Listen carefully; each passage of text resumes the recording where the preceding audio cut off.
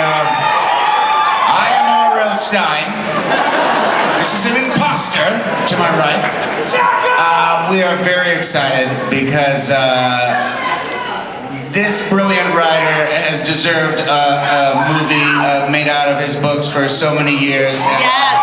We're so proud to be unveiling this incredible movie. I'm so proud of it.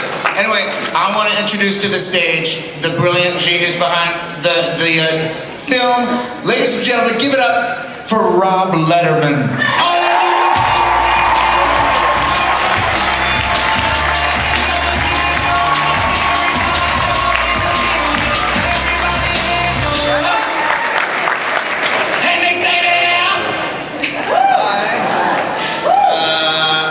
Well, hello, everybody. It's very excited to be here with both R.L. Steins, and it's an awesome movie.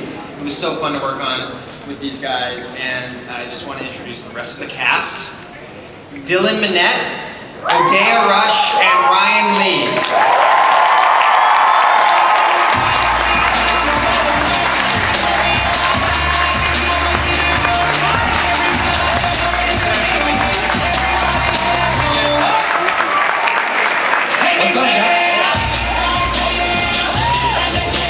How's it going, guys? Very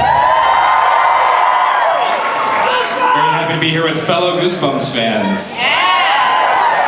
Alright, so let's kick things off. I mean, Bob, I gotta start with you. So in the movie, yes, R.L. Stein is played by Jack Black. So how do you think he did? how did he do? People always say, well, did he capture you? Was he just like you? And I always say, not at all.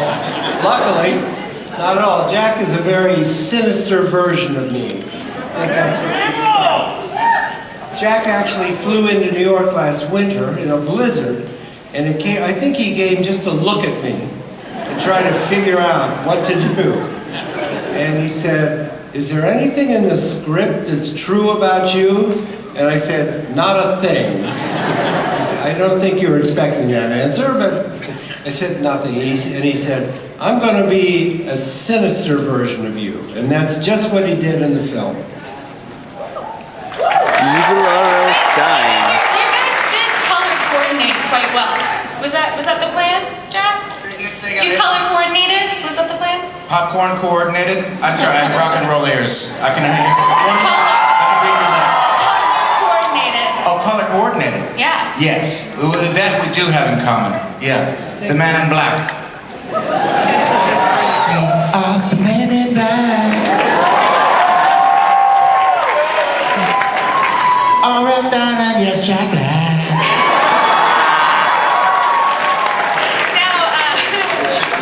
Now, Bob, we know that when you're creating your novels, you start with the title.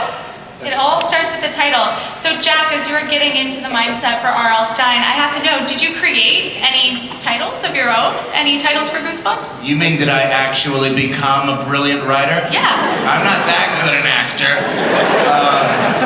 But if I were to come up with my own Goosebumps title, I think it might be The Floating Octopus of Algernon. That's just off the top of my head. I hope I don't steal that. Now, Rob, I mean, you were responsible for sort of incorporating all these different monsters with over 100 books. That's a lot of different monsters. So how did you guys choose which ones to put into the film? Oh man, there was a lot of us choosing. We went with our favorites, which happen to be most people's favorites. I don't want to spoil anything. You guys are all going to see the movie. You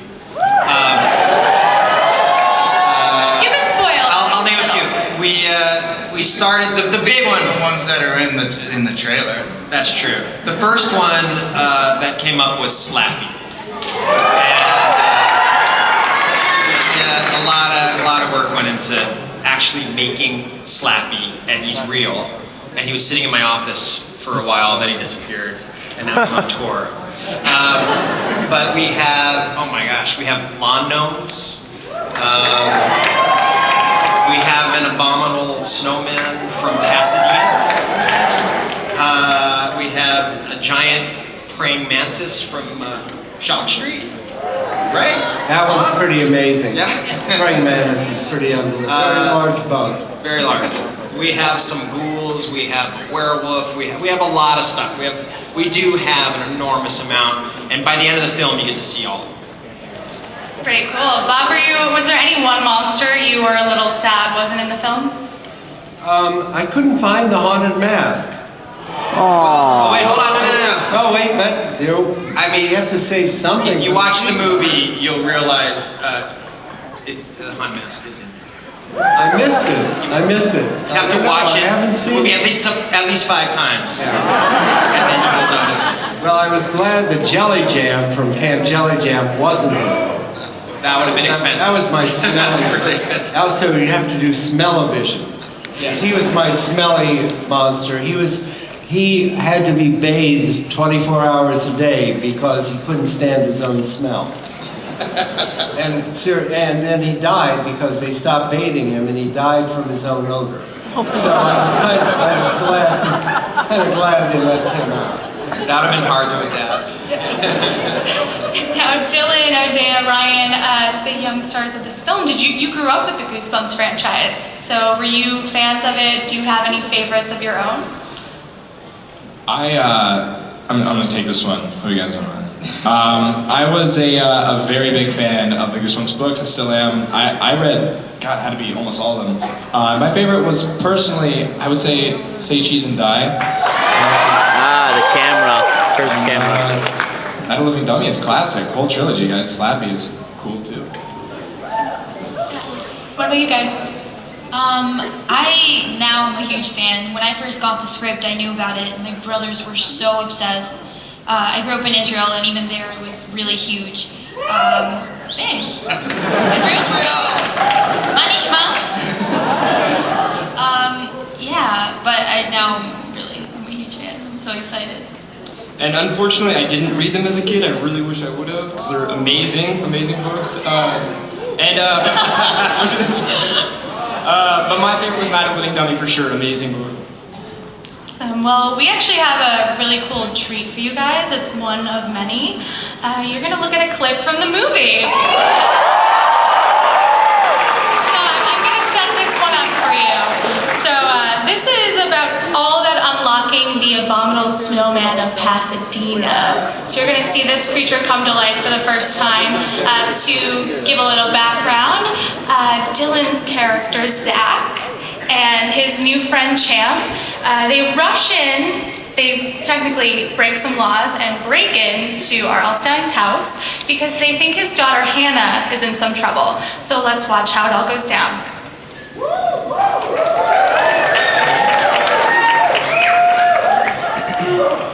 I'm sorry, sir, you're not allowed to film. Right.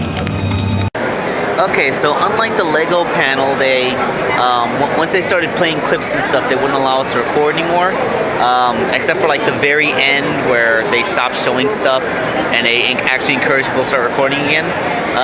So let's see. Basic synopsis is they showed us 3 scenes. One was the intro scene where the books are first opened. That's where you get to see the abominable snowman. Then there was a werewolf chase scene that took place in a supermarket, which they actually filmed in an actual supermarket. They had to film like after the supermarket closed, and they had to leave an hour before it opened, and they had to replace everything they moved, or else they would lose their permits to record there. So they said it was kind of stressful to have to record there, but they wanted that authenticity of an actual location, which I admire. You know, no sets and green screens. They were actually on location in a real supermarket. The third, they also showed the scene where they introduced who's basically going to be the main antagonist, Slappy, the haunted ventriloquist dummy. He's basically the one that steals the books and unleashes all this kind of havoc, so that's going to be pretty cool to see. I think that from what I've seen, this is actually going to be a pretty good movie. I mean, R.L. Stein himself approved of it. Jack Black, he's not going to be playing an actually accurate version of real life R.L. Stein. He said he's going to be again. So like, don't hate on the movie because of that. I mean, R.L. Stein himself approves. Other than that, they had some Q&As, some pretty funny things revealed. If you're curious as to what R.L. Stein's actual favorite stories of his own are, he said that he's partial to the Haunted Mask and anything that actually features Slappy, the haunted ventriloquist dummy, because that is one of his favorite characters. And he said that in the movie itself, he believes the giant praying mantis is going to be the scariest thing in it. Yeah, I mean that was basically the panel. Got a lot of good times. Just some funny stories about the idiosyncrasies of the shooting schedule and all that stuff. And yeah, so the last thing they allowed us to do before the panel ended was record the ending credits for the movie, which they played for us, which was written by Danny Elfman. Danny Elfman's super famous for this kind of thing. And so I'm just gonna go ahead and go to that thing. Oh, and if you have the Shazam app, when the movie is playing, you can run the Shazam app on your phone, and it'll download something onto your phone while the end credits are playing. So yeah, they tested it out. A lot of people got it to work in the audience. I don't have a smartphone or the Shazam app, so I couldn't do it. So I don't know, but that's something to look out for when the movie comes out later. So yeah, that's about this. Okay, so that was I think that's pretty much the last big thing I'm gonna do at the con, because it's only open for like another hour and 20 minutes, and I really don't have much else planned. So this has been Wake Angel 2001 at New York Comic Con 2015. Of course, this is just a panel video. You're gonna be seeing another video that's gonna have all the pictures I took and all the non-panel related stuff. So look forward to that kinds of stuff. Something's gonna download to your phone. Yeah, a little special treat for you There's guys. a special treat that downloads to your phone. All right, so let's play the clip. Wait, damn it. Well, I don't have the Shazam app, but they're allowing us to record again, so I'm taking advantage.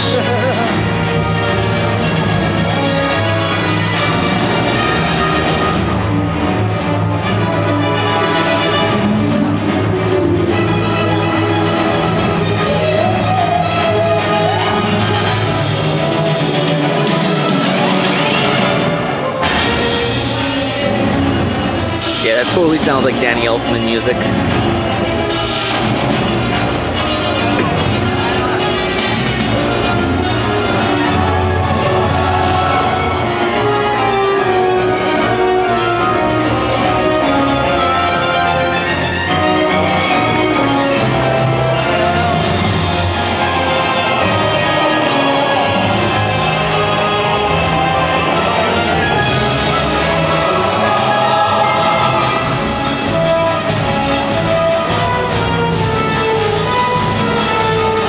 All right, so who's got something on their phone?